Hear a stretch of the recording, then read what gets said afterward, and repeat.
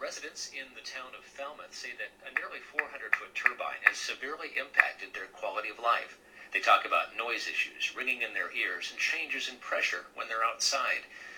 And as Sean Corcoran reports, there are also complaints about a phenomenon called shadow flicker. It's just past 8 in the morning, and as the light show begins in the kitchen, Malcolm Donald goes over to his computer and fiddles with its music player. Well, is it time to put on Dancing Queen? You have to do something to make it a little more tolerable, and I've been putting on a little disco music. What just a few minutes ago was a well-lit kitchen now is filled with flashing light. The reason stands some 1,900 feet away in the form of a 400-foot wind turbine at the town's wastewater treatment plant called Wind 1. Some neighbors allege the noise from the turbine is making them sick. Donald feels fine, but what he does have is this shadow flicker, which creates a strobe light effect on the neighborhood as the sun rises behind the moving blades. Why we should have to be exposed to this. Somebody's put up a machine. I mean, we've been living here for 20 years, and now all of a sudden we have flashing lights in the morning. The intense flashing can make reading, watching television, and even having a conversation a challenge. A good analogy might be to imagine trying to read a book in a moving car as the sun flashes through the trees. Donald says at this time of year, the flashing continues for about a half hour.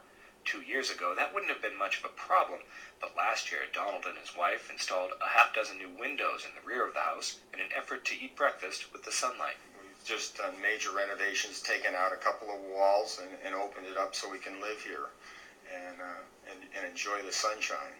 And now the sunshine is flashing at us. Opponents of wind turbines typically give a range of reasons for their opposition.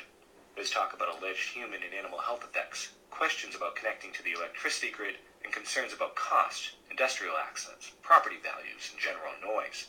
David McGlinchey of the nonpartisan Manomet Center for Conservation Studies in Plymouth says shadow flicker often is another source of concern, but more of an annoyance. As far as we know, there are no health effects associated with flicker.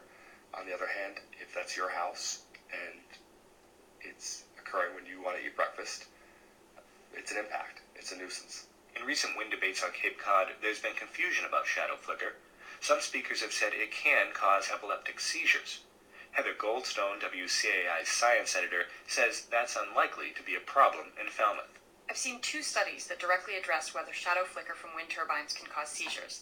They both conclude that the only risk comes from small turbines that turn quickly enough to cause shadows to flicker at least 3 times per second. At their fastest, the blades on Falmouth Wind 1 interrupt the sunlight once every second and a half, so it's just not fast enough to be a risk. For Malcolm Donald, the primary reason he opposes Falmouth's wind turbines is because his neighbors say sound from Wind 1 is making them sick. But even flicker, he says, is reason enough to stop wind projects near neighborhoods. But to his aggravation, when he makes such a suggestion, the reaction he often gets from wind advocates is skepticism and indifference. Get over it. You get used to it. It's maddening. A small segment of the population shouldn't have to sacrifice for the good of the entire community. Unlike noise complaints, the source and scope of which are highly debated, shadow flicker is an impact turbine developers say can be predicted by computer modeling and often avoided or at least mitigated.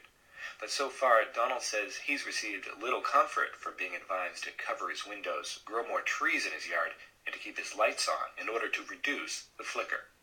For WCAI, I'm Sean Corcoran in Falmouth. Please join us tomorrow